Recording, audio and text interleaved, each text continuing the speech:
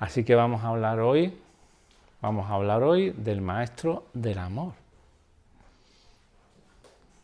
El gran maestro del amor, el más conocido, el más afamado, el más seguido, también el más perseguido en su momento. Ningún avatar, ningún maestro espiritual ha estado por encima de Cristo, de Jesús. Ninguno. He dicho Cristo, quito Cristo. Hablo de Jesús ahora en su humanidad. Ningún maestro, tan solamente Buda en el mundo oriental, se puede asemejar a Jesús, ¿vale? Pero todavía Jesús tuvo una muerte más llamativa, más sufriente, más tortuosa, y por eso tiene muchos más seguidores o es más conocido que Buda incluso, por lo menos en nuestro mundo occidental. En el mundo oriental, pues evidentemente es Buda el más conocido, pero Jesús es una muestra, es un ejemplo a seguir. Estamos a las puertas de la Semana Santa. Os gustará más o os gustará menos, y eso está bien. Igual a alguien no le gusta ni siquiera ver un paso en la calle.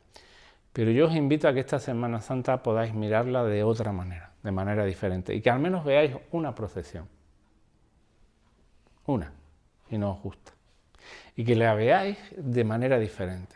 Y vamos a intentar, yo voy a poner mi voz a ver qué sale. Vamos a intentar que esta Semana Santa sea diferente, que tengáis una mirada un poco diferente a lo de siempre.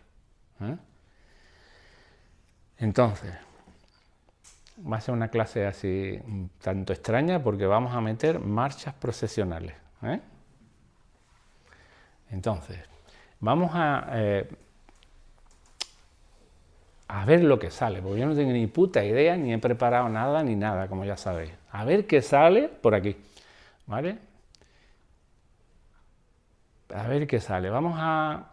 Esta mañana en meditación me venía como de explicar un poco para mí, lo que es para mí el simbolismo de la pasión de Cristo, ¿no? En 7 momentos, 8, muy importantes, que entiendo que son importantes. El primero, la entrada en Jerusalén, la borriquita, ¿no? Como es vulgarmente conocida o tradicionalmente conocida, la procesión de la borriquita, la entrada en Jerusalén. El segundo misterio que vamos a hablar es de la oración en el huerto. ¿Okay? El tercer misterio es el prendimiento de Jesús, o el beso de Judas, porque fue Judas el que traicionó a Jesús. Y por eso le prendieron en el huerto.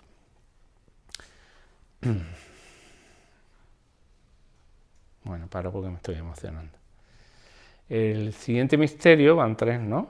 El siguiente misterio va a ser la sentencia, cuando a Jesús lo llevan a Poncio Pilatos, ¿no? El siguiente misterio que vamos a hablar va a ser el desprecio de Herodes, ¿no? Esa procesión no sale aquí en esta Semana Santa de Cádiz, sale en muchos sitios, Sevilla, Córdoba, pero simboliza, el misterio representa cuando Pilatos se lava las manos y lo manda al rey de Judea, ¿no?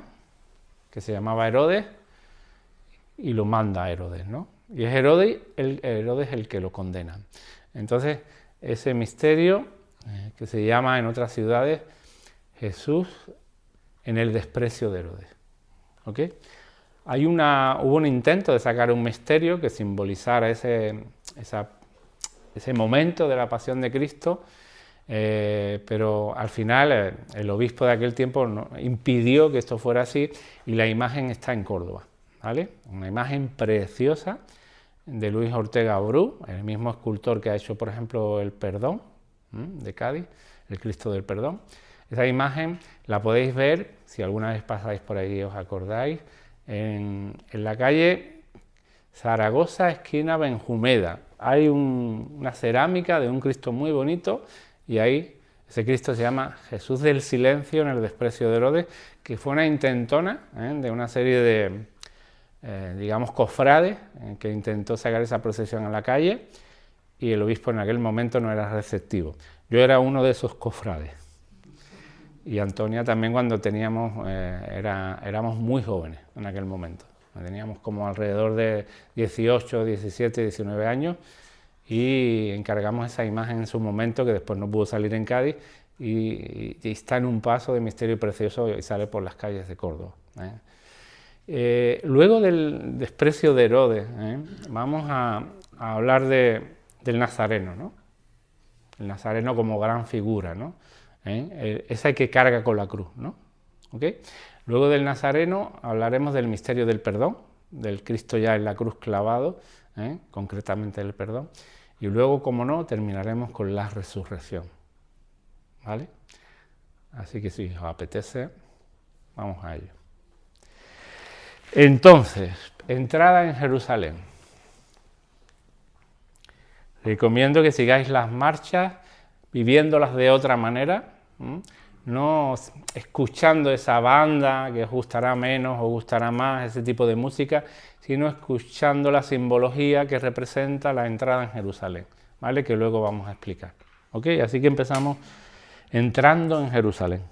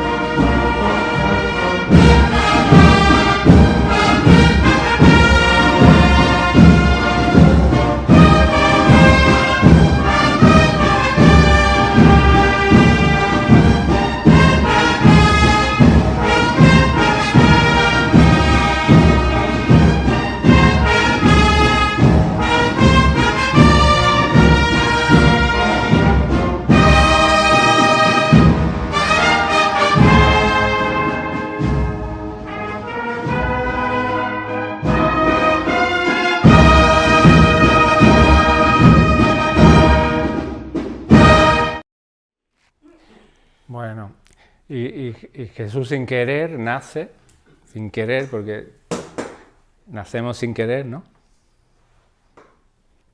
Nacemos sin querer a esta dimensión. Él nace y es un elegido. Como todos, como todas. Pero él tiene una misión clara y lo sabe, ¿no? Él sabe que es el Mesías, pero con toda humildad. Lo sabe simplemente porque lo siente, porque siente la llamada del Espíritu. Y desde pequeño lo sabe, ¿no? Y él crece con ese sentir y ese sentimiento. Y de alguna manera se prepara para ello. Es el Mesías. Y fijaros cómo el pueblo en Jerusalén lo espera y viene en un asno, ¿no?, con alrededor de 200 o 300 personas que lo acompañan ya desde ya hace unos días, ¿no?, que lo acompañan en su entrada en Jerusalén. La expectativa que tiene el pueblo judío con Jesús es como: este es el rey que esperamos, este es el Mesías, este va a acabar con el imperio romano, con la esclavitud, va a acabar con la opresión, va a crear un ejército superpoderoso y con sus poderes milagrosos va a acabar con el imperio romano y con las ataduras y la esclavitud que sentimos en nuestro pueblo. Esta es la concepción que tiene el pueblo de judío sobre el Mesías, ¿no? Cuando realmente el Mesías lo que quiere es un enviado del Espíritu, ¿vale?, para que de alguna manera se pueda crear un reino. Pero como decía Jesús, el reino no está fuera, el reino está dentro de nosotros. La llamada de Jesús es para que encontremos el reino que está dentro de nosotros.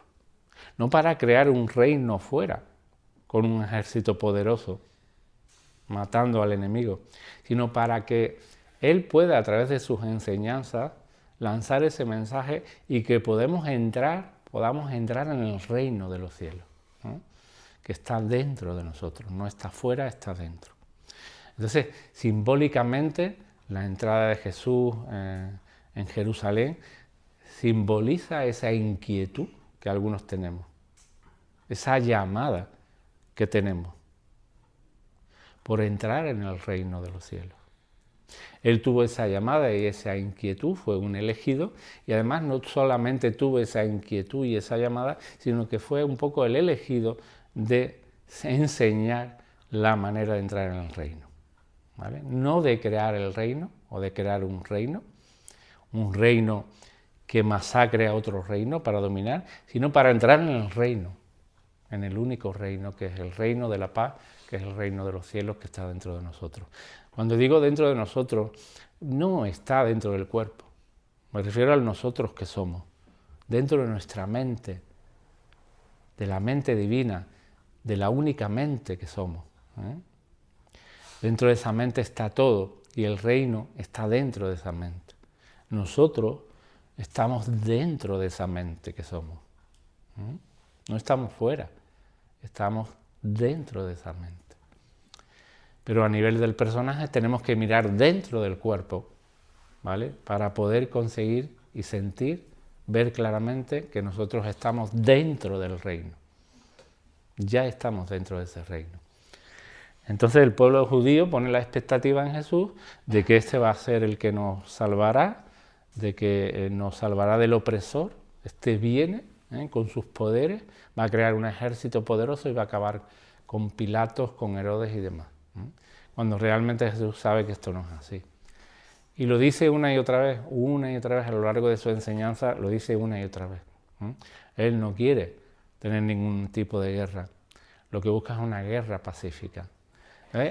Cuando veáis, si veis este año, y puede salir por el tiempo la borriquita, el Domingo de Ramos, la entrada en Jerusalén, cuando veáis a esa estampa, ¿no?, a esa figura, a esa representación de Jesús montado en el burrito, veis que simbólicamente eso tiene que ver, según mi punto de vista, con la llamada, ¿no?, con la llamada que nosotros sentimos en un momento determinado, y que hace que nosotros estemos aquí, buscando esa llamada, esa esperanza, esa inquietud y esa llamada a alcanzar el reino de los cielos. Jesús representa esa llamada. Y Jesús tiene que estar dentro de nuestro corazón.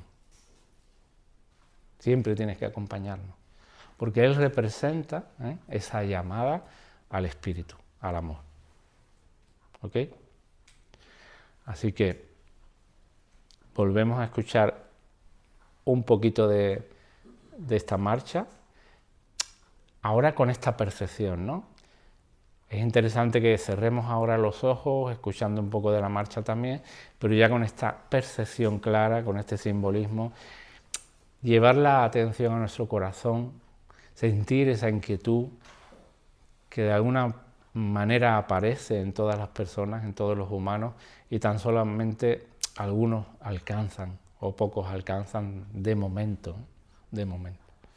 Esa llamada siempre nos acompaña a todos los seres humanos y tan solamente muchos son los llamados y pocos los elegidos, ¿no?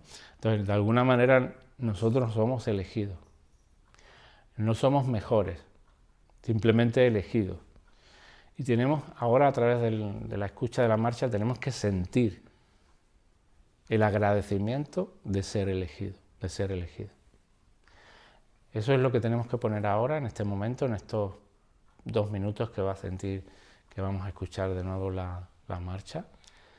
Sentir que hemos sido elegidos, que de la misma manera que tú no quisiste nacer o no, de alguna manera no elegiste nacer, fuiste nacido, también fuiste elegido. Aunque parezca esto muy extraño. Entonces, sentir el agradecimiento de ser elegido, ¿no? De ser elegido para conocer el espíritu que somos. Aquí que cerramos los ojos, llevamos la atención a nuestro corazón, y vamos a poner un sentimiento de agradecimiento a la altura de nuestro corazón.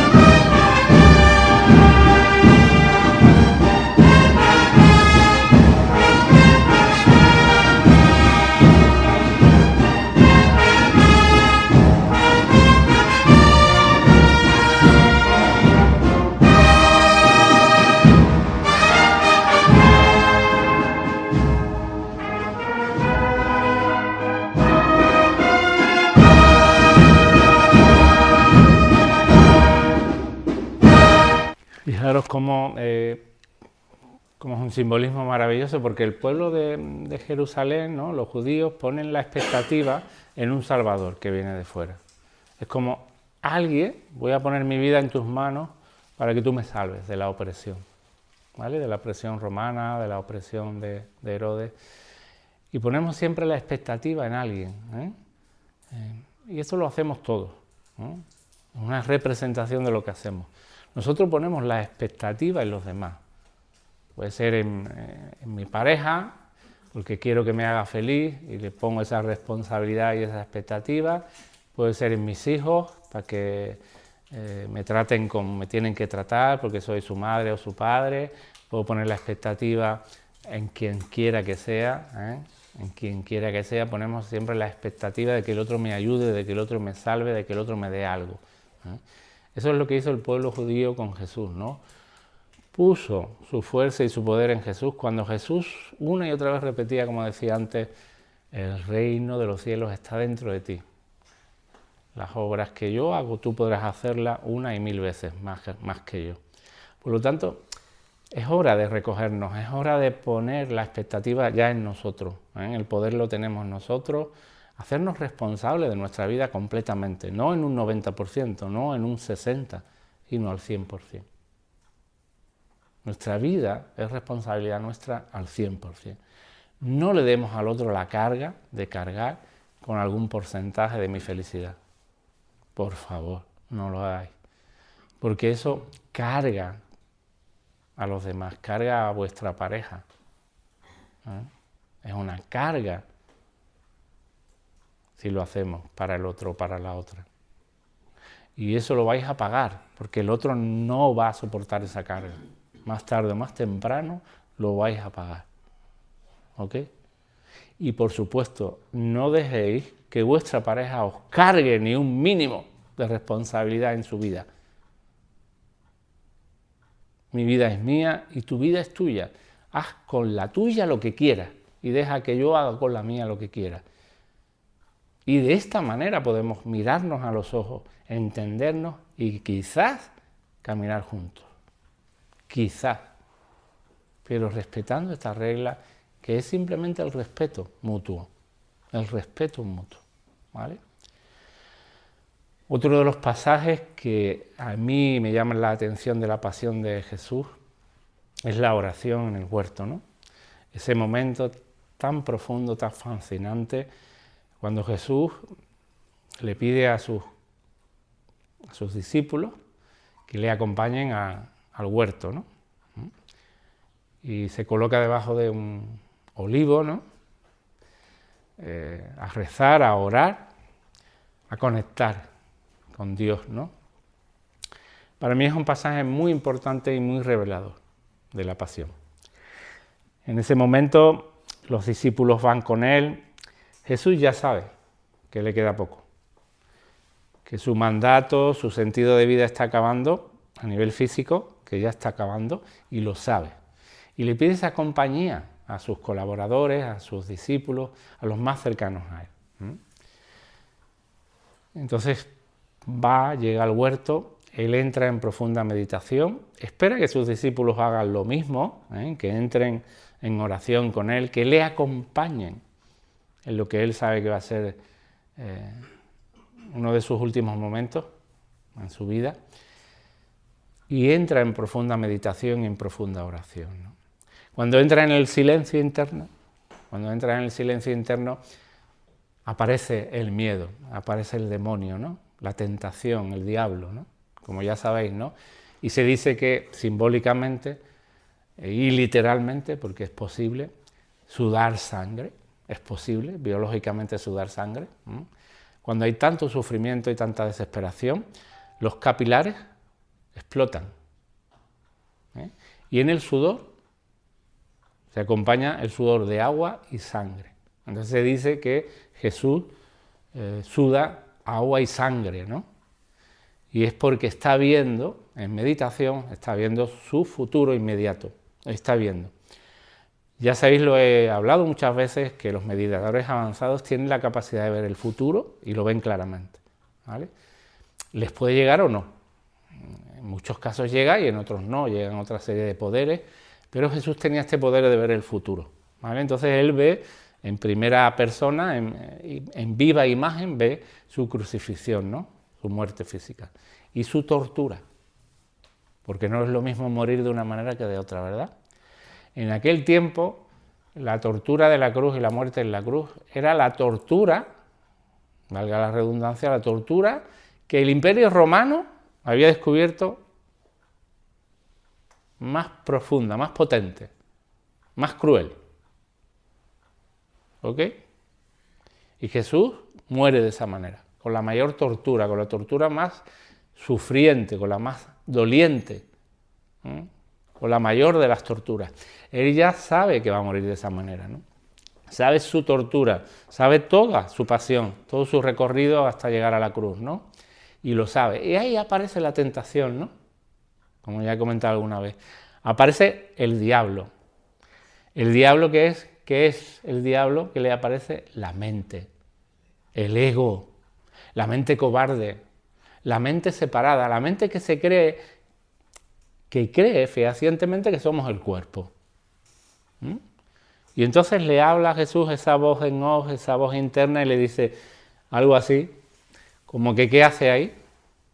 Es como, date cuenta, los más cercanos te abandonan, están todos dormidos, para una vez que le pides tú algo que te acompañen cuando verdaderamente lo necesitas, y todos están dormidos, no han podido sostener la presencia, la atención, el acompañamiento que Jesús les pedía, ¿no?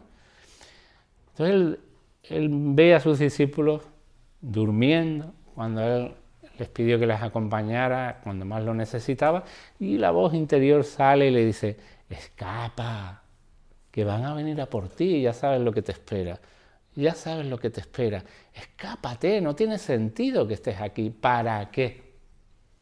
¿Para qué? Pero lo que no cuenta o no contaba el ego era que Jesús estaba conectado al Espíritu Santo, a la mente sabia, a la mente espiritual, a la mente de sabiduría, como le llaman los budistas.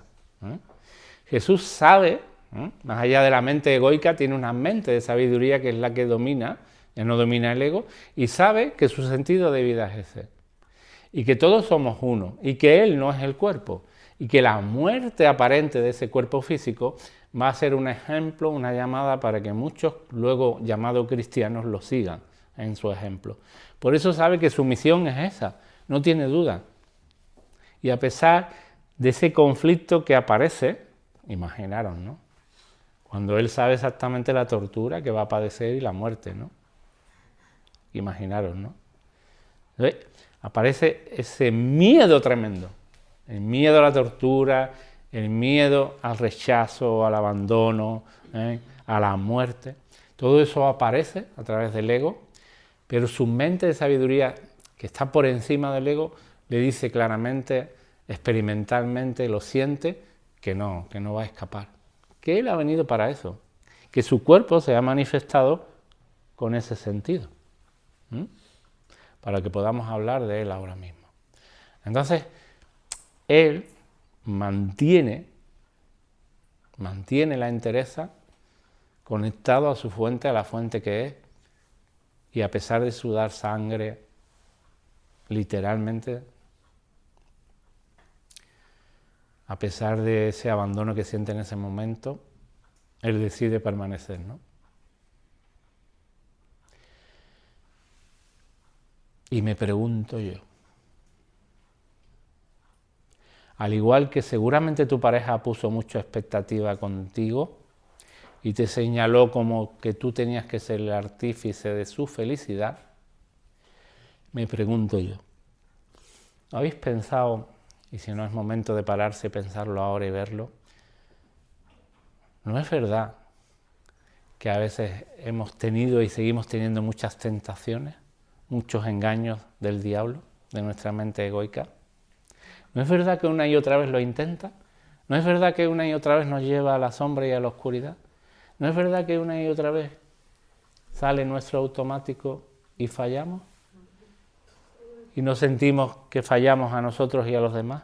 ¿No es verdad que alguna vez nos tenemos que arrepentir de algo, de muchas situaciones donde entramos sin querer, de manera automática? Donde el diablo sí que es verdad que nos atrapa y nos engaña. Por eso cuando vemos claramente esto, el ejemplo de Jesús es el mayor ejemplo que tenemos en este momento de la oración en el huerto, momento de devoción y de fe absoluta en Dios, ¿no? A pesar de la tortura que voy a sufrir, a pesar de la muerte que voy a padecer, voy a mantener la confianza. Voy a mantener la confianza. Y esto nos ha pasado y nos va a pasar muchas veces en este camino. Vamos a dudar muchas veces, ¿eh? Vamos a dudar del camino, vamos a dudar del proceso, vamos a dudar de nosotros mismos, ¿vale? El ego nos va a hacer dudar y desconfiar una y otra vez, ¿eh? Por supuesto del maestro también espiritual. Vais a dudar de todos y cada uno de los que os rodean, ¿eh? De vuestro marido, de vuestra esposa, de la vida, vais a dudar de todo, porque el ego es un maestro de la desconfianza, es el maestro del miedo y la desconfianza. Entonces es un momento para, ahora cuando escuchemos la marcha, reflexionar sobre esto. ¿Cuántas veces he dudado de mí y de los demás? ¿Cuántas veces he dudado de la vida, del sentido de la vida? ¿Cuántas veces he dicho que la vida es una basura, una mierda? ¿Que la vida no está conmigo? ¿Cuántas veces dudo de mí? ¿Cuántas veces dudo del camino espiritual?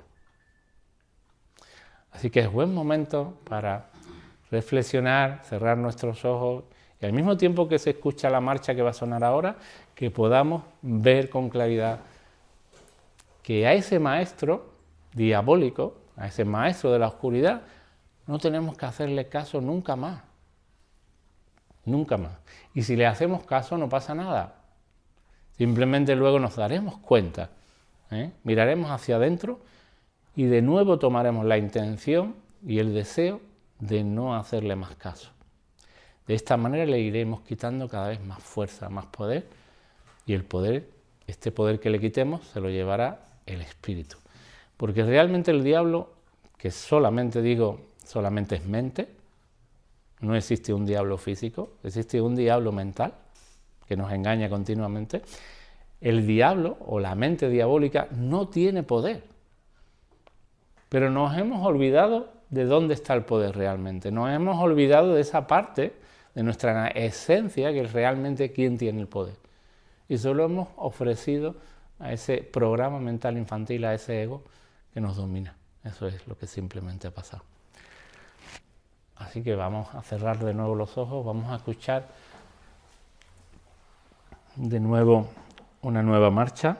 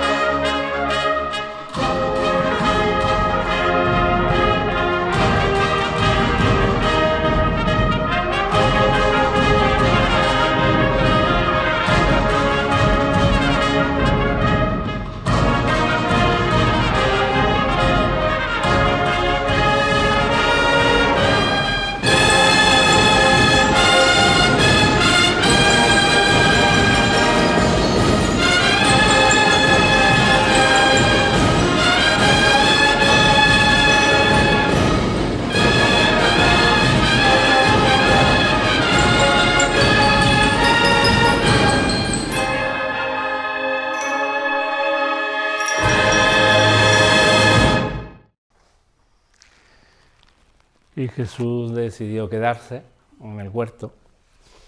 Y como no, al poco tiempo apareció la centuria romana y lo prendieron.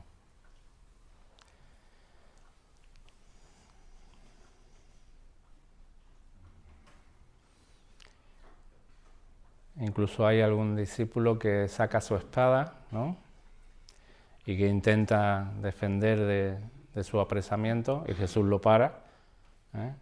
Se dice que le cortó, creo que fue Pedro, no sé quién fue. Pedro le cortó la oreja a un centurión romano, a un soldado romano. Jesús la recogió y se la volvió a pegar. No sé si será verdad esto, pero se dice que fue así.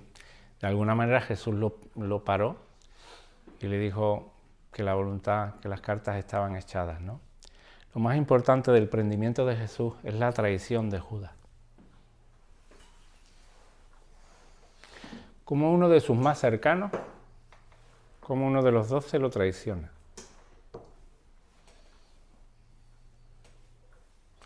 Como a lo largo del Calvario, a lo largo de la pasión, aparece la traición, ¿no? Es un momento reflexivo que tenemos que tener nosotros, porque la pasión de Cristo es la pasión de cada uno de los que estamos aquí. De hecho, el proceso espiritual se trata de eso. El proceso espiritual es vivir la pasión de Cristo. Y eso es lo que estamos haciendo, aunque os parezca mentira. Estamos viviendo la pasión de Jesús. Jesús es traicionado por uno de sus adeptos, por uno de los más cercanos, Judas Iscariote, lo cual lo lleva a Judas luego a suicidarse, a colgarse de un árbol, por pura culpa. Le invade un sentimiento de culpa tremendo y al final se ahorca, como ya sabéis. La traición, fijaros la traición a un hombre que le ha demostrado una y otra vez que es puro amor. ¿Hasta dónde llega el ego y la ambición del ego? Entonces, tenemos que ver ahí en ese pasaje, por un lado la traición y por otro lado la ambición humana, la ambición egoica. Cosas que nos suenan, porque nosotros somos ambiciosos, tenemos ese pecado capital, y también nosotros hemos traicionado muchas veces. Y también nos han traicionado a nosotros, y muchas veces los más cercanos. Hemos vivido, hemos sentido, hemos experimentado la traición. A veces hasta de tu pareja, ¿no?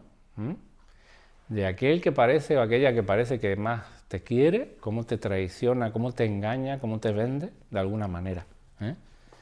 Y todos al mismo tiempo hemos traicionado sin saber por qué, cuando la sombra, la oscuridad nos ha atrapado y hemos actuado desde el ego, desde el miedo, y hemos traicionado también. Entonces, el pasaje del prendimiento de Jesús tiene que ver con reflexionar sobre la ambición del ego, la ambición que muchas veces nos lleva a sitios muy complejos donde somos capaces incluso de traicionar a los demás, a los que más queremos, ¿no?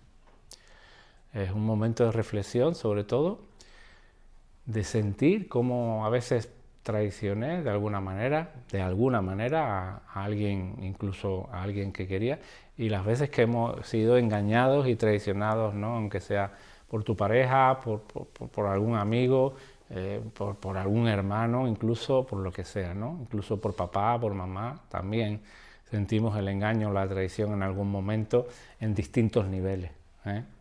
No digo de esa manera, no digo en ese nivel, porque Judas vendió a Jesús por 30 monedas sabiendo que lo iban a matar.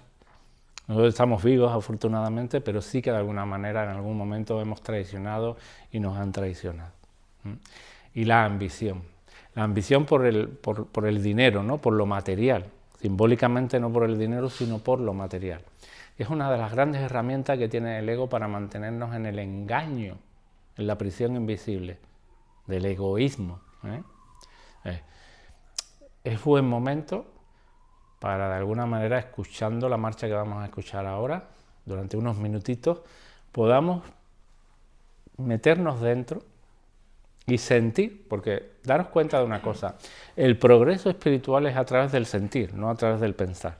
Por eso yo a los cognitivos les digo, tú eres muy cabezón, muy cognitivo, sal de la cabeza. Porque a través del pensar no progresamos. Siempre progresamos en un nivel positivo, en un nivel negativo, siempre lo que realmente tiene fuerza es el sentimiento. No vale conocer muchas cosas, no vale saber muchas cosas de memoria, no vale pensar mucho, lo que vale es sentir. Por eso yo recomiendo siempre bajar al cuerpo, porque el cuerpo siente y el cuerpo siempre está aquí y ahora. La cabeza nunca está aquí y ahora, nunca. La cabeza es experta en estar en el pasado o en el futuro, pero el cuerpo siempre está aquí. Entonces, si ponemos la atención en el cuerpo, sentimos la presencia, el momento presente, y sentimos lo que tengamos que sentir. Y ese sentimiento es lo que le da fuerza a nuestro proceso espiritual. Eso es lo que cambia nuestra mente, el sentir. De manera que, si pudiéramos ahora durante unos minutos sentir las veces que he traicionado a alguien, incluso a alguien querido, o sentir como alguien también me traicionó a mí, cómo funciona el ego, sentir el engaño, sentir mi propia ambición, la ambición que tenga, que puede de alguna manera aparecer en distintas manifestaciones, no solamente la ambición de la riqueza o el dinero, sino podemos ser muy ambiciosos de muchas maneras. Durante estos 3 minutos que dura la marcha, bajar al corazón y sentir esta traición que hemos sufrido, sentir cómo el ego traiciona, cómo hemos traicionado, y sentir esa ambición que lo único que hace es enterrarnos en nuestra prisión invisible para siempre, ¿vale? Así que bueno, cerramos de nuevo los ojos.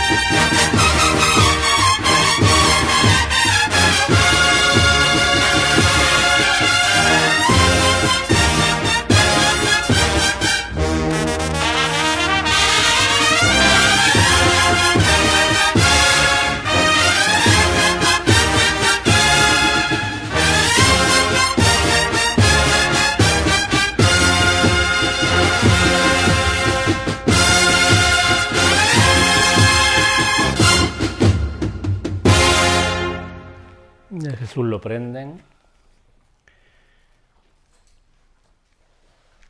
y en poco lo llevan ante Poncio Pilato para ser juzgado. Y se somete a un interrogatorio por Pilato, que le interroga, y él no se defiende. Sabe que defenderse es absurdo y ya sabe a lo que está abocado. Sabe que defenderse no tiene sentido, porque primero el otro no va a comprender. Y segundo, no tiene nada que defender, porque no ha cometido ningún delito.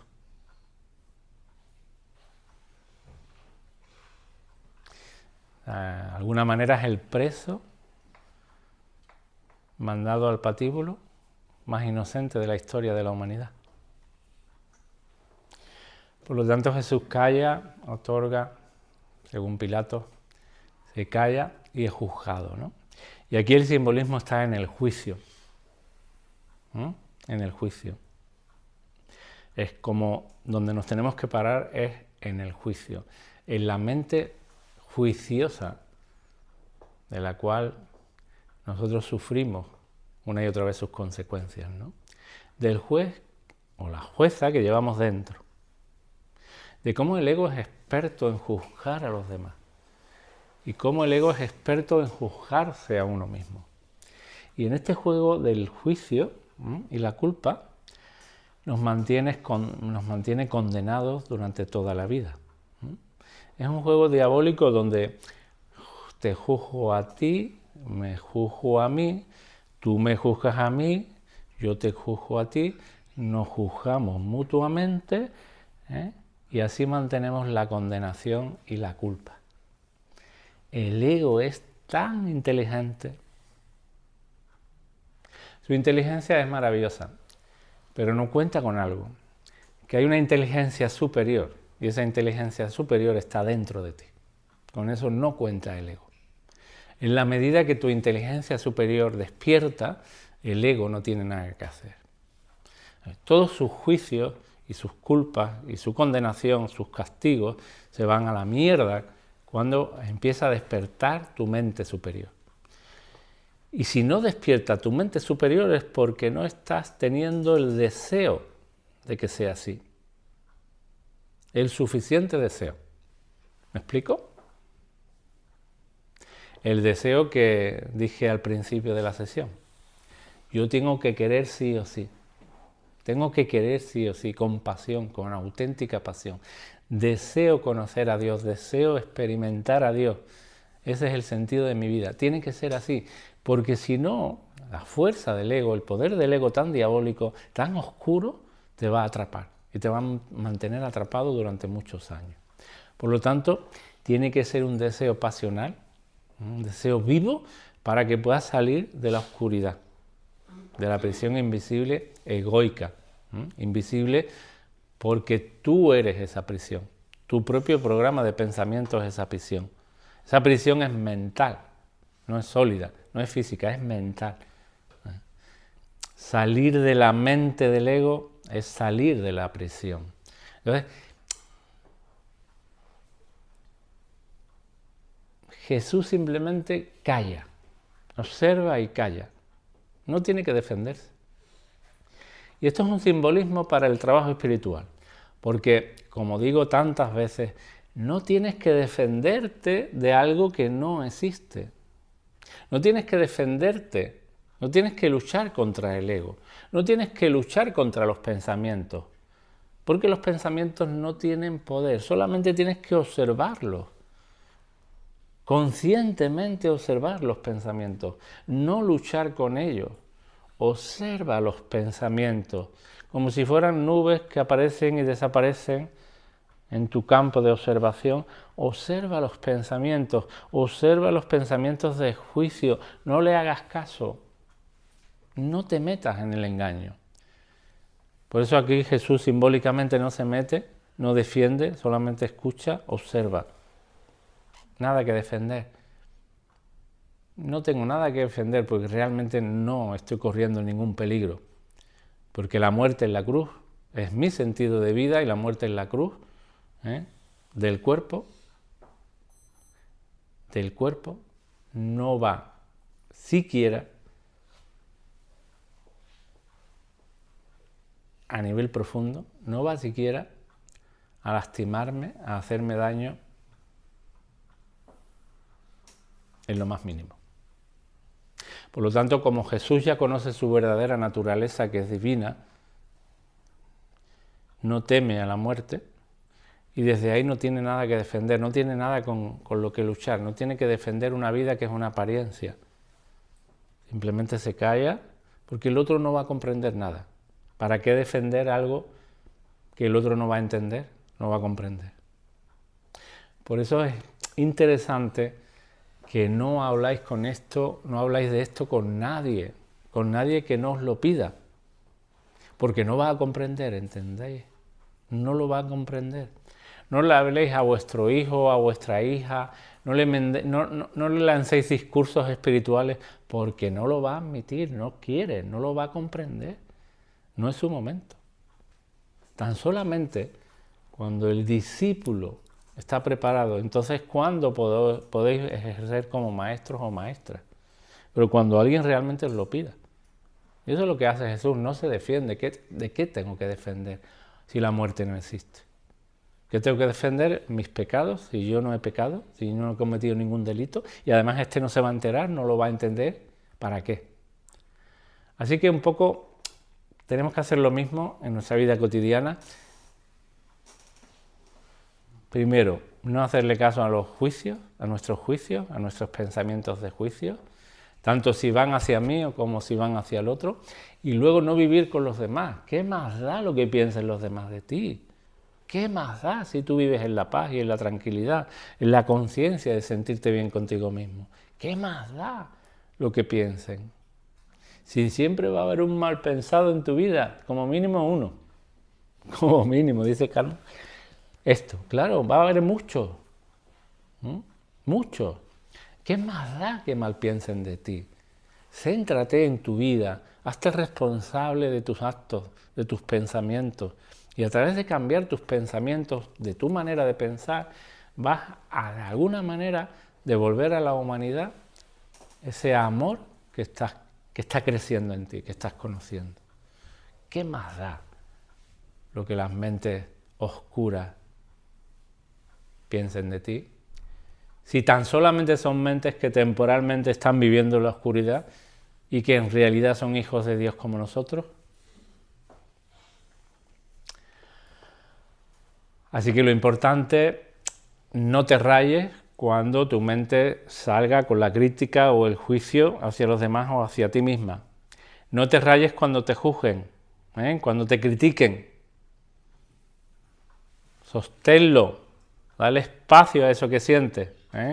Cualquier sentimiento que se produzca, dale espacio a ese sentimiento, compréndelo, permítelo, pero no te metas en él, que no te atrape el juicio, la crítica o cualquier sentimiento que sientas.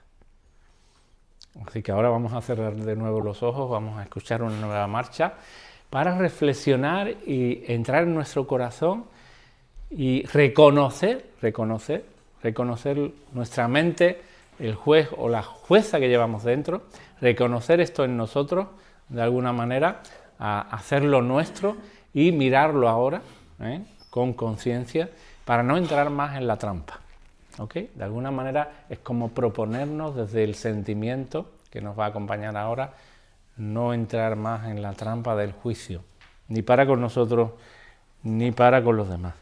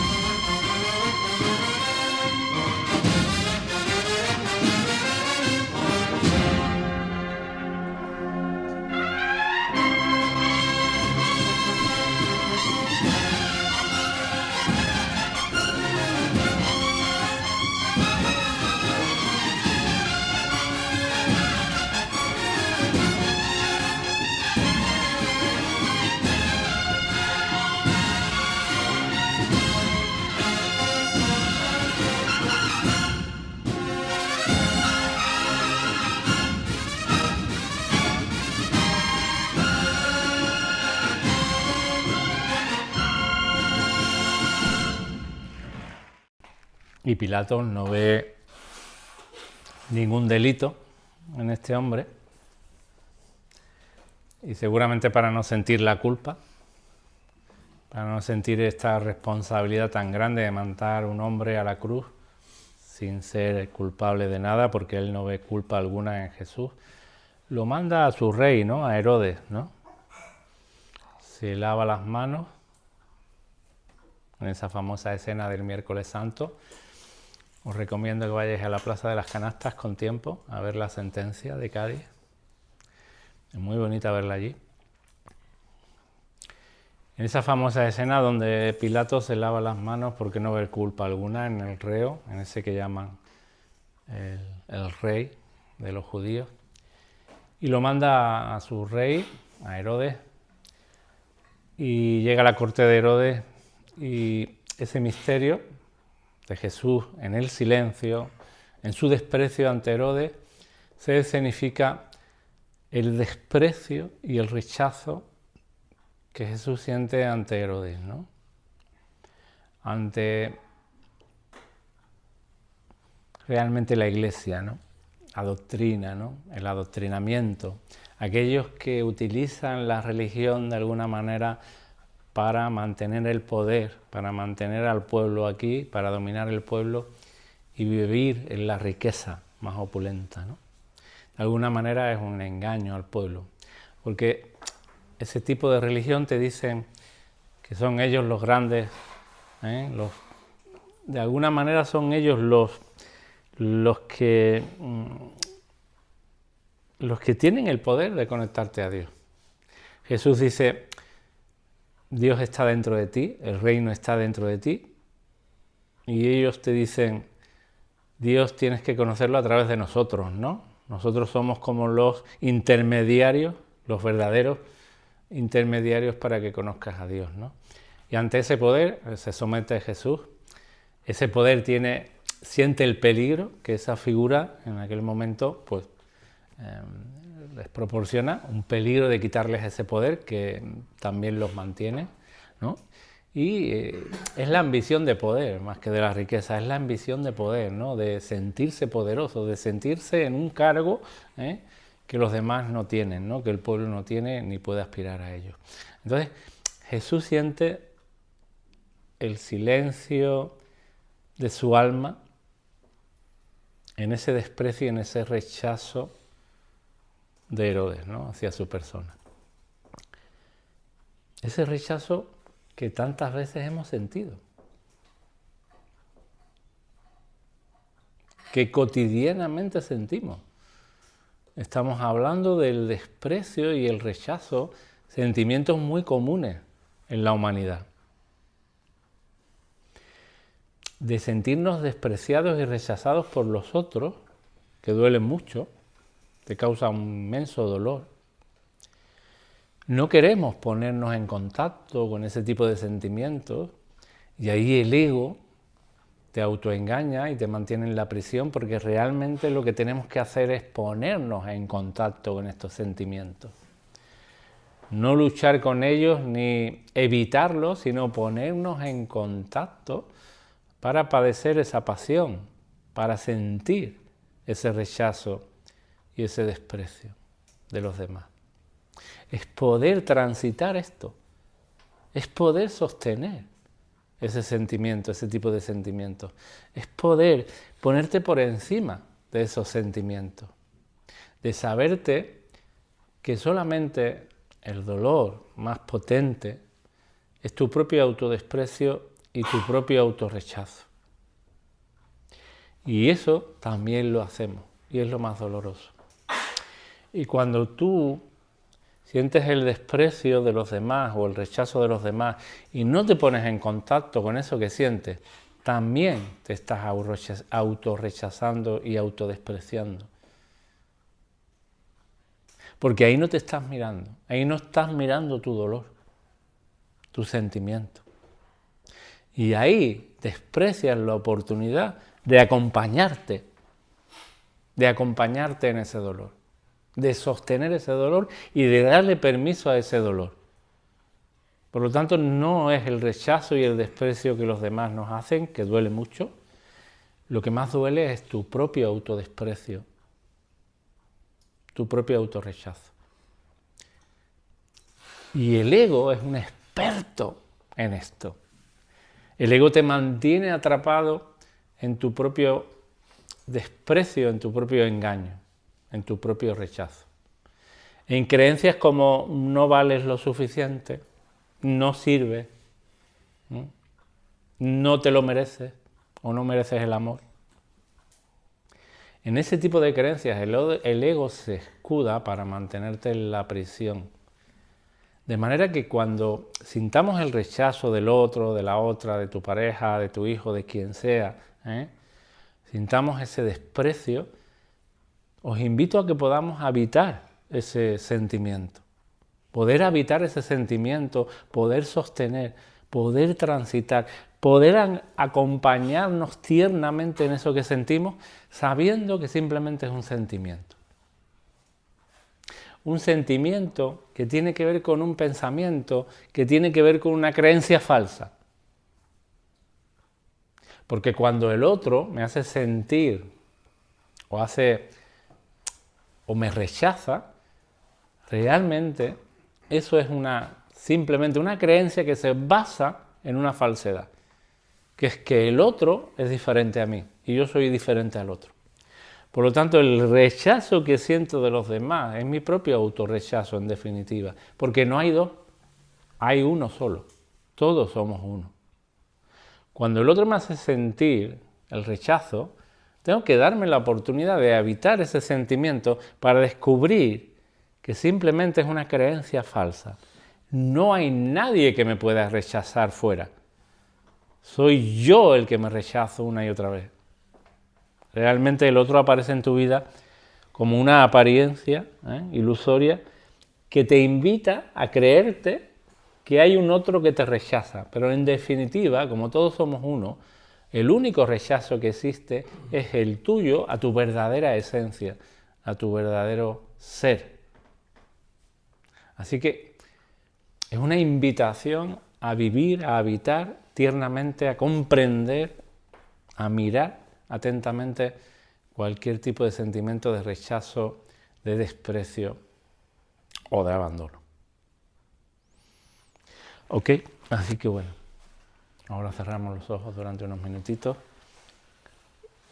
mirando en nuestro corazón, sintiendo en nuestro corazón las veces que nos hemos despreciado, las veces que nos rechazamos, las veces que nos abandonamos, y perdonándonos por ello.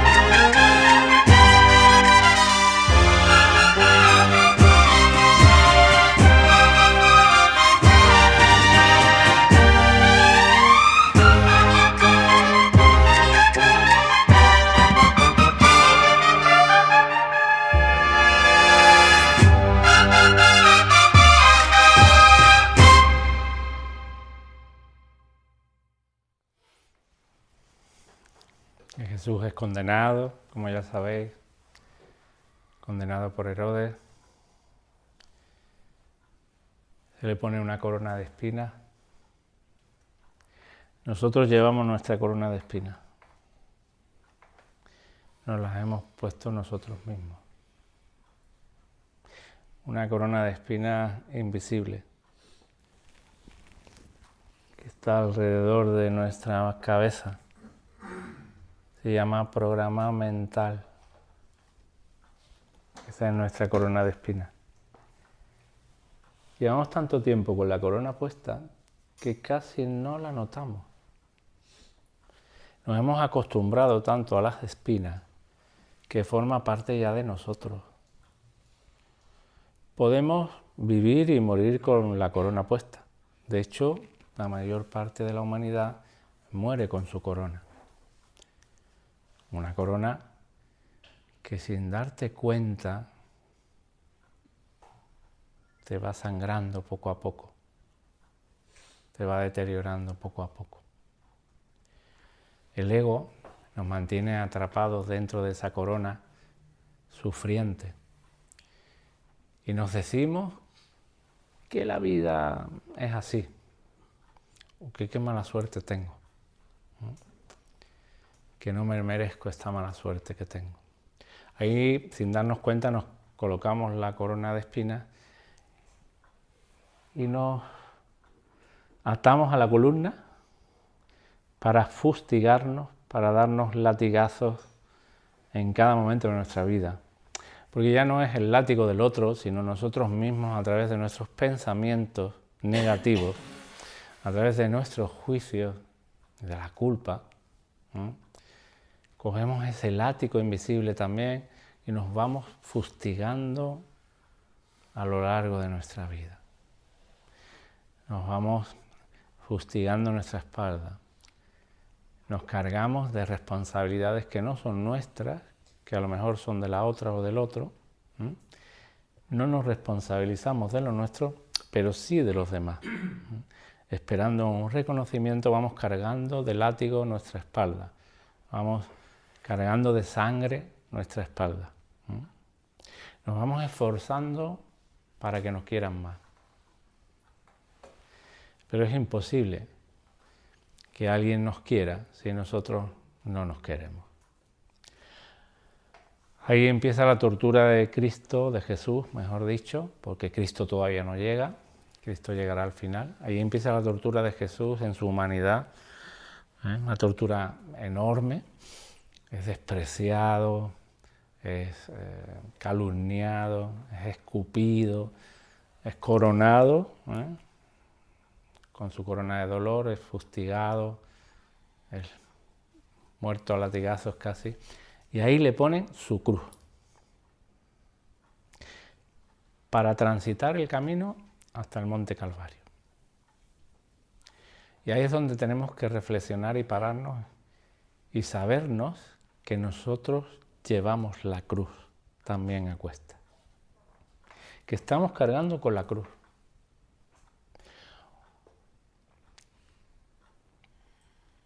Podemos contarnos que no tan pesada, no tan hiriente, pero sí. La vida, desde el punto de vista del ego, es una cruz. Si seguimos haciéndole caso a ese programa mental, nosotros tenemos que pasar nuestra pasión, nuestro calvario. De hecho, todos tenemos que pasar por ahí porque hemos nacido en la inconsciencia de no saber lo que somos. A partir de que la mente del Hijo de Dios nace en esa inconsciencia, tiene que pasar por esta pasión. Por lo tanto, la pasión de Jesús simboliza nuestra propia pasión. Nosotros tenemos que caminar por esa pasión. Tenemos que ser un nazareno en nuestra vida. Pero un nazareno que en cada paso que dé esté más despierto. Se despierte más la lucidez, la conciencia, que es lo que somos. Para que la cruz cada vez pese menos, no que pese más. Porque lo que suele pasar es que la cruz cada vez pesa más. Pero en el proceso espiritual, aunque parezca que la cruz pesa, cada vez pesará menos. Y aunque parece que a veces caigo y necesito el apoyo de alguien, del cirineo que me ayude de nuevo a levantarme, ese cirineo también lo llevas dentro de ti. No necesitas ningún cirineo externo. Ese cirineo está dentro de ti. Es tu propio ser que te acompaña. En el momento que te caigas, que no puedas más, que el estado de ánimo se venga abajo, que sufras porque tengas una situación complicada en tu vida, levántate, deja que tu esencia, tu ser, sea tu cirineo y te levante. Sé tu autoapoyo para levantar de nuevo la cruz, sabiendo que la cruz cada vez va a pesar menos en el proceso espiritual. A través del espíritu, la cruz se va desvaneciendo. Pero todos, cada uno de nosotros, cada uno de los seres humanos tiene que pasar su pasión. La pasión de Cristo es una simbología de la pasión del ser humano. Eso sí, la de Cristo fue una pasión extrema, que de alguna manera nos pone por delante la dureza de vivir en la dualidad, de vivir en el miedo como vivimos ahora, ¿no? Y nos pone por delante, al final, el ejemplo de la resurrección, para que sepamos que al final de este camino, de este calvario, de esta pasión, al final hay luz. Por lo tanto, seguimos llevando la cruz, no pasa nada. Tenéis que tener confianza. La cruz pesa todavía y a veces nos caemos y nos cuesta trabajo levantarnos. Y a veces queremos morir antes de llegar al Calvario, ¿no? Pero es imposible. Siempre va a haber un cirineo o un centurión romano que nos va a obligar a coger de nuevo la cruz, porque la vida es eso. La vida es una enseñanza, es un aprendizaje con una cruz a cuesta. Pero si la cruz la tomamos como una oportunidad para crecer en espíritu, la cruz pesará menos. Así que vamos a meternos ahora de nuevo en la marcha que va a sonar, sintiendo desde el corazón la cruz que llevamos a cuestas y sobre todo sintiendo la confianza más profunda en nuestro ser, en el cirineo que nos acompaña, que es nuestra propia esencia, nuestro Espíritu Santo, y la cruz que cada vez va a pesar menos, porque al final de la cruz está la resurrección.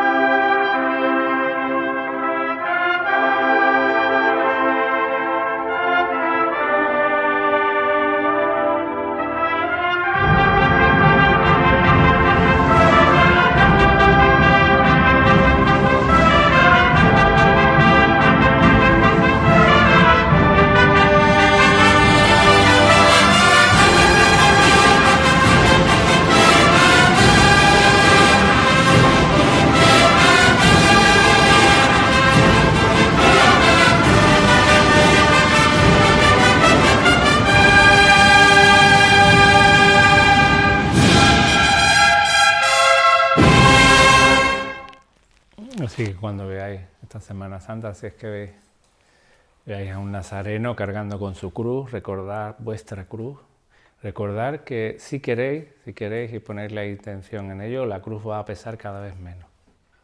Es vuestra responsabilidad. No tienes que cargar con la cruz del otro por mucho que tú lo quieras, por mucho que te enternezca a tu hijo. Su hijo va a llevar su propia cruz. Más que os pese, tu hijo llevará su propia cruz. Lleva tú la tuya con dignidad, lleva tú la tuya con una visión profunda. Lleva tú la tuya sabiendo que cada vez puede pesar menos. Eso es lo único que tenemos que hacer, ¿no? Y siempre va a depender de ti. De manera que Jesús carga con su cruz, ¿no? Y llega al Monte Calvario y allí lo crucifican. Lo clavan en los maderos cruzados y allí lo crucifican en esa tortura tan inmensa y tan cruel, que es como poco a poco el cuerpo va soportando su propio peso, la respiración cada vez cuesta más, la deshidratación va llegando hasta que finalmente la muerte llega. Ahí hay un tránsito, una propia pasión, un propio calvario desde que llega al monte hasta que muere, ¿no? Ahí hay un tránsito tremendo, ¿no? Un dolor tremendo físico que se sabe que Jesús lo sostiene de la mejor manera que se puede sostener un dolor físico tan inmenso. Hay un momento de la crucifixión, de cuando Jesús ya está en la cruz, que para mí es el más importante de todos los momentos, que es cuando alza la mirada, ¿no? Cuando ya está a punto, ¿no? de tener su último aliento, mira a esa inmensidad, ¿no? a ese campo de energía que es Dios, ¿no? Y él se sabe que es el Hijo de Dios. Mira a ese campo, mira hacia arriba simbólicamente y le dice Padre, que es el nombre, el concepto metafórico que utiliza para nombrar a ese campo que somos, a esa totalidad. Padre, perdónalos porque no saben lo que hacen. Para mí es el momento culminante de la pasión de Cristo. Padre, perdónalos porque no saben lo que hacen. Y no estamos hablando del perdón humano, que no es perdón. Estamos hablando del perdón de Dios, del perdón divino. El perdón humano no es auténtico perdón.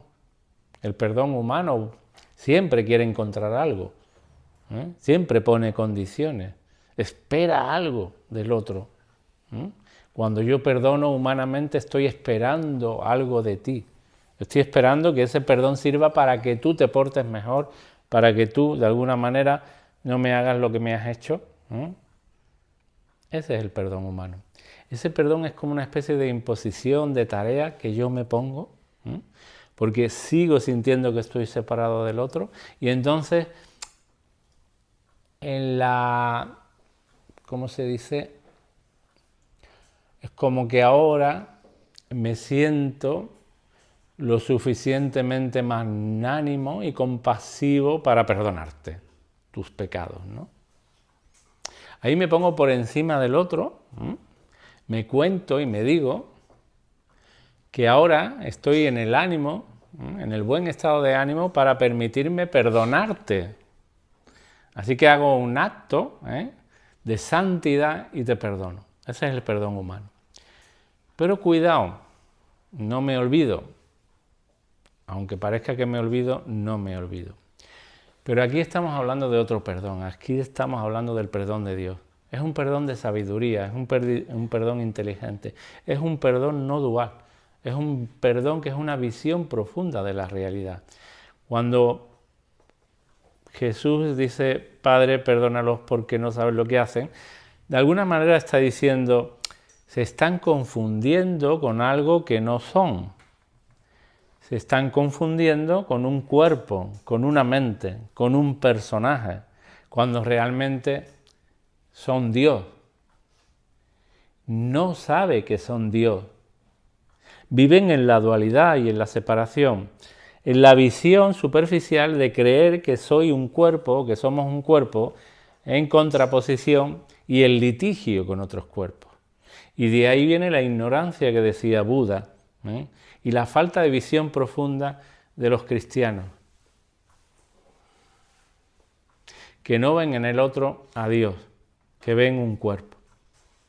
Cuando realmente miremos donde miremos, estamos percibiendo a Dios en su totalidad. Aquí no hay nada más que Dios en esta sala. Más allá de Dios no hay nada.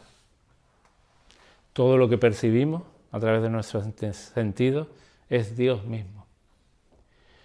Cuando yo veo a Dios fuera, que es dentro, cuando lo veo, y mire donde mire, veo a Dios, y cada mañana me levanto queriendo tener esa percepción, y al principio sí que hay que poner la intención. Cuando pongo la intención de ver a Dios en todas partes y en todas las cosas, finalmente se produce el milagro. Mi percepción cambia. Y como dice el curso de milagros, cambiamos de la percepción de ignorancia, de la percepción errónea, a la percepción verdadera. Y se produce el milagro. Y entonces, vea lo que vea, veo a Dios. Veo un gato y veo a Dios, veo un árbol y veo a Dios, veo una montaña y veo a Dios, veo un montón de estiércol y estoy viendo a Dios, y veo a Dios en todas partes. Jesús, que sabía esto por experiencia propia, dice: Padre, perdónalos porque no saben lo que hacen. Están confundidos, viven en el miedo, en el juicio, en la condenación, en la culpa, en el castigo. Y ahora están castigándose a ellos mismos de esta manera. Están proyectando su propio castigo a través de mi crucifixión. Y ese es el perdón verdadero. Es la percepción clara y verdadera de que todos somos uno. Y de que todo esto, que parece muy real, es una ilusión. Cada cuerpo que ahora está aquí es una apariencia de cuerpo, pero realmente no es un cuerpo que exista por su propio lado. Por lo tanto, todo lo que percibimos está dentro de la mente de Dios, es Dios mismo. Estamos viviendo el sueño de Dios, que el ego, el diablo, lo convierte en una pesadilla, lo ha convertido en una pesadilla. Entonces, cuando veamos al Cristo del Perdón, si es que lo vemos en Cádiz, tenemos que saber que ese Cristo está mirando para arriba, con esa visión tan inteligente, tan sabia, con esa percepción espiritual tan profunda, sintiendo que no saben lo que hacen, que están confundidos. Y que a veces yo una y otra vez me confundo. Y tengo que salir de la confusión, acordarme y volver a la unidad. Entonces la marcha que vais a escuchar ahora está cogida en vivo de la calle, del Cristo del Perdón, de nuestra ciudad natal, de Cádiz. Es una grabación en vivo en la calle, se escuchará el jaleo de la gente y demás, de la banda de Polillas, que es la que toca el Jueves Santo con el Cristo del Perdón. Así que si veis el Perdón vais a recordar esta marcha, esta banda que todavía continúa tocando al Cristo del Perdón, ¿vale? Y la marcha se llama Perdónalos. Espero que puedas verlo con estos ojos diferentes que vamos a tener desde la Semana Santa y que puedas disfrutar de esta marcha en la calle si es que te pilla, ¿no? Vamos a disfrutarlo ahora con ese sentimiento de sentir cómo tengo que perdonar a los demás en su inconsciencia y cómo tengo que perdonarme a mí de mi inconsciencia. Pero un perdón inteligente, un perdón sabio. No, pobrecito de mí, me voy a perdonar mi culpa. No hay culpa. No existe la culpa. Existe la confusión. Solamente la confusión. No hay culpa. La culpa es un efecto de la confusión. Por lo tanto, por favor, no os deis más latigazos como el Cristo de las columnas, que no os lo merecéis. Los latigazos no nos lo merecemos. ¿ok? Perdónalos.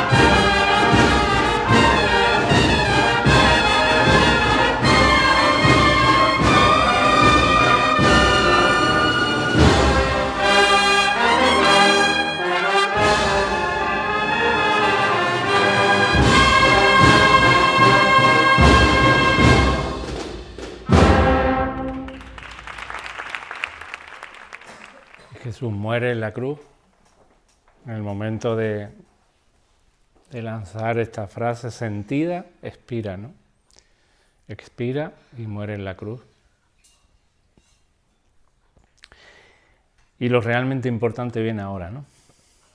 Porque la muerte en la cruz es un simbolismo, lógicamente. Lo más importante no es la muerte en la cruz, como muchas veces la Iglesia Católica le da, la importancia que no tiene. El misterio más importante de la Semana Santa es el menos visto. Es el Cristo resucitado que sale el domingo de resurrección.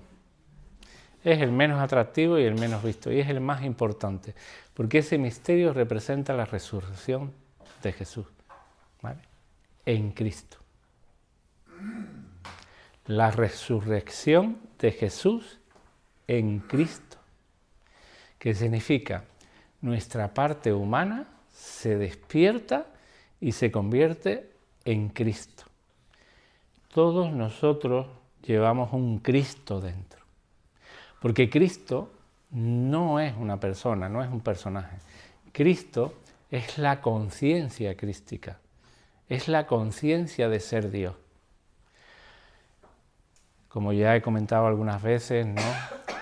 Jesucristo es un nombre compuesto que simboliza la parte humana de la persona de Jesús y Cristo que simboliza la parte divina, la conciencia crística. Todos somos humanos, tenemos esa parte humana. Hemos nacido en este sueño aparente en un cuerpo humano, ¿vale? O sea, todos llevamos dentro un Jesús de Nazaret, que es un Cristo en potencia. Cuando nosotros miramos nuestra humanidad, nos acompañamos en el proceso espiritual y cargamos con la cruz, dejando que cada vez pese menos, con la sabiduría de la enseñanza de Jesús y de otros maestros espirituales, que finalmente dicen lo mismo de distintas maneras, cuando nosotros vamos dejando que esa enseñanza, que ese Dharma, nos vaya calando más y más, se vaya integrando dentro de nosotros, entonces Jesús, la parte humana que queda, va a permanecer siempre hasta que esta experiencia termine, poco a poco va dejando paso a la parte crística, a la conciencia crística. Entonces nos damos cuenta que más allá de nuestra humanidad, de ser un humano, somos un ser espiritual, somos el espíritu mismo. Entonces, de Jesús pasamos a ser Jesucristo, porque seguimos teniendo nuestra parte humana, pero sobre todo, lo que empieza a emerger es nuestra parte más espiritual, el espíritu que somos. Ya sabéis que hay un dicho que dice literalmente: no somos seres humanos buscando una experiencia espiritual, sino somos seres espirituales viviendo una experiencia humana. Tal cual es así, ¿no? Inshallah, como se dice en el desierto, inshallah consigamos descubrir esa conciencia crística que todos llevamos dentro en potencia, que está dentro de nosotros. Cristo está dentro de ti. Cristo es tu potencial, ¿vale? Al igual que tú llevas un Buda dentro, según los budistas, tú llevas al Cristo dentro. Solamente tienes que descubrirlo porque ya lo llevas. Solamente tienes que mirarlo con atención, con ternura, dejando que aparezca su figura, que es una figura sin imagen, sin límites, sin bordes, que es un campo de conciencia, que trasciende todo lo humano. Es un campo de amor, es un campo donde todos estamos, es un campo que es lo que somos realmente. Eso simboliza el misterio de la resurrección. Es la muerte del ego, la muerte del cuerpo, que tenemos que alcanzar todos en vida para alcanzar la resurrección también en esta vida. La resurrección simboliza la muerte simbólica de nuestro programa mental egoico. Eso es lo que significa la crucifixión realmente. Realmente el cuerpo no resucita, como se puede hacer creer. El cuerpo de Cristo no resucita. El cuerpo de Cristo se entierra y queda enterrado. Porque el cuerpo es el cuerpo. Lo que resucita en nosotros es el espíritu. Y ese momento de la muerte y resurrección de Cristo simboliza el emerger, el despertar del espíritu. Es despertar a lo que somos. Y lo que somos es eterno. ¿Para qué resucitar un cuerpo que siempre va a ser temporal? Porque es una apariencia. Lo que resucita en nosotros es la certeza y la fe de nuestra eternidad, de la eternidad que somos, de ese campo divino que somos, que no puede morir, que es imposible que muera porque no tuvo ni principio ni tendrá final. La resurrección simboliza la conexión, la reconexión contigo mismo, con tu verdadero ser y la fe absoluta de sentir que eres eso. Eso es la resurrección, realmente. Y esa es nuestra aspiración en el proceso espiritual. La aspiración que tenemos es resucitar en Dios, resucitar en nuestro verdadero ser, en la totalidad que somos. esa es la aspiración y lo vamos a conseguir. No te preocupes porque lo vamos a conseguir. Si no es con este cuerpo, será con otro. Pero conseguirlo lo vamos a conseguir. Lo que pasa es que el ser que tú eres, que vive aquí en el presente, tiene que tener la aspiración de conseguirlo en esta vida, en este sueño. Porque qué más disfrutón, qué más placer, qué más felicidad, qué más gozo que sentir que eres Dios y sentirlo de verdad. ¿Qué más se puede pedir? Tener la certeza profunda, la absoluta certeza de sentir, de experimentar la presencia de Dios en ti, saber que tú eres Dios. Eso es la felicidad auténtica. La auténtica felicidad es esa, es la paz que todos seguimos, que todos perseguimos y que está aquí y ahora. Es más sencillo de lo que parece. Lo único que ocurre es que tenemos ahí a una mente magistralmente enseñada que se llama ego, que va a irrumpir dentro de un ratito y nos va a llenar de preocupaciones. De preocupaciones, nos va a llenar de preocupaciones sobre el mañana. Las preocupaciones, ¿no os habéis dado cuenta? Siempre son del mañana. No hay ninguna preocupación en el presente. Las preocupaciones siempre son sobre el mañana. Fijaros, si aquí podemos ver la ilusión tan grande en la que vivimos, la prisión invisible. Todas las preocupaciones tienen que ver con que algo puede pasar mañana. Qué jodida locura, ¿eh? ¿Puedo hacerte una pregunta? Bueno, aquí vamos a terminar la sesión, ¿vale? Terminamos la sesión de hoy con la última marcha, ¿vale? Que se llama Y al tercer día. Y tiene que ver con el momento de despertar, con el momento de la resurrección. Un momento esperado que sin duda vamos a vivir nosotros, si queremos, en esta vida. Vamos a escuchar la última marcha, ¿ok?